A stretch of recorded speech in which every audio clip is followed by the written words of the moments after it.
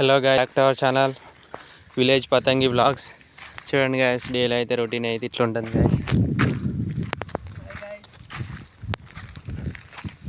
ఇప్పుడు మనం బళ్ళకి నీళ్ళు పెట్టుకోవాలి గాయస్.